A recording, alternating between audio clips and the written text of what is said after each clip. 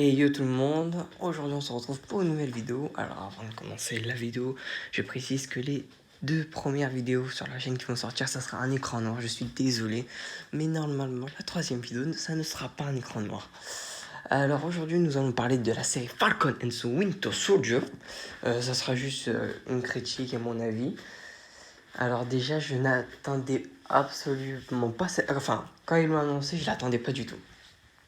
Mais quand j'ai vu le premier trailer, c'est la chose que j'attendais le plus dans la phase 4, en termes de série, bien évidemment. Bon, maintenant, vu que la série est finie, c'est plus celle que j'attends vraiment, mais ça, on en reparlera dans une autre vidéo, bien entendu. Déjà, pour commencer, je détestais Bucky et Sam, même dans Captain America Winter Soldier. Je n'aimais pas du tout Bucky, j'étais pas un grand fan du personnage. Mais là, quand j'ai vu cette série, que ça soit Sam ou Bucky, masterclass les deux. Cette série, je trouve que déjà, on est plus sur...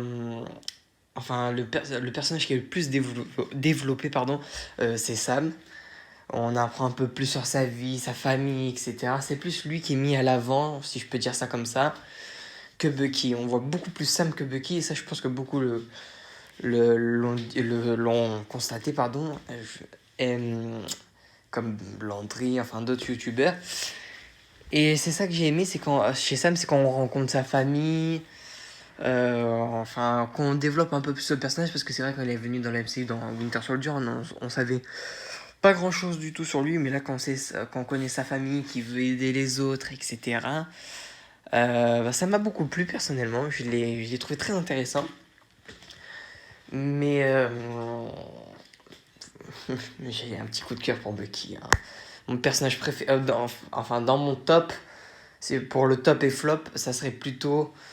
pour le top, je dirais plutôt Bucky et Zemo, que j'ai aimé dans la série. Mais Zemo, on va en parler juste après. D'abord, on parle de Bucky, là.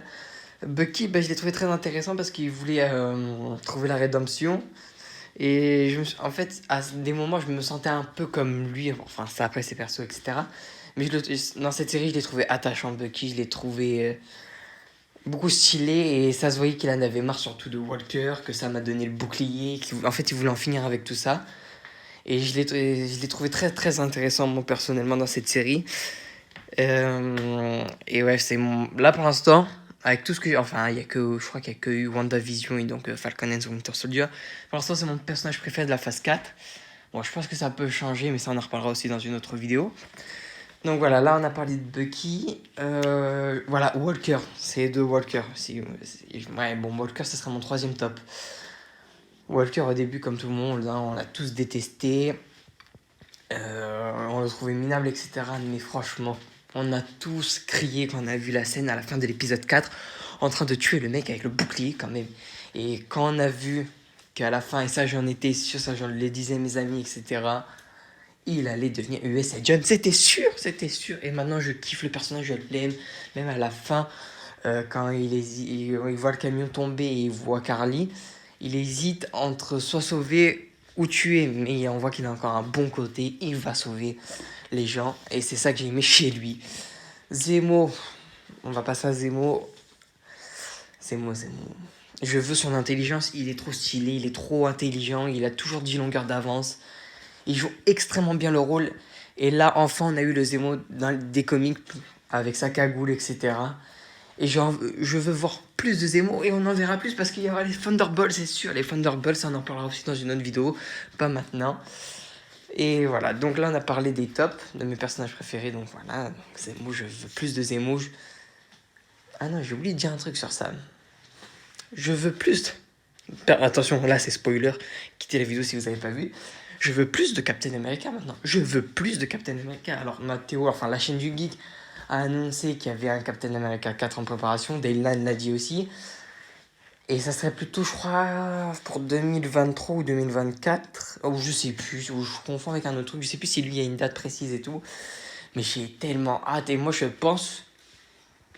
Et en fait, je suis sur deux... Non, on va pas en parler maintenant. On va en parler dans une autre vidéo aussi. Donc là, voilà, je veux plus de Captain America en Sam. Je veux le voir tout le temps maintenant. Je surkiffe. Et je veux aussi White Wolf. Mais ça, on en reparlera dans une autre vidéo. Maintenant, on va passer au flop. Donc les personnages que j'ai pas trop appréciés, bah déjà c'est, je sais même plus comment il s'appelle, le mec que Carter elle contacte, là je sais plus du tout comment il s'appelle, c'est même un Canadien, lui il sert complètement à rien, j'en avais strictement rien à foutre. Carly, trop relou, je la trouve, elle était tellement relou. Il y a juste un moment où ça m'a touché, c'est quand Sharon la tue, elle est désolée, mais ça m'a un petit peu touché, mais pas plus. J'avais vite qu'on en finisse. Sharon, je trouve que c'est très mal expliqué le fait qu'elle est devenue Power Broker. Et c'est pas des personnages qui m'ont vraiment intéressé. Donc voilà, c'était pas top top, mais la série, si je peux lui donner une note, c'est 10 sur 10. Masterclass 10 sur 10, je veux rien savoir. Voilà, c'était une très bonne série. C'est même ma série préférée en termes de héros Marvel. Ma série préférée Marvel, ça a été Daredevil. Mais là, elle a dépassé Daredevil, je suis désolé. Donc voilà, c'était tout pour cette vidéo. Et moi, je te dis à la prochaine pour la prochaine.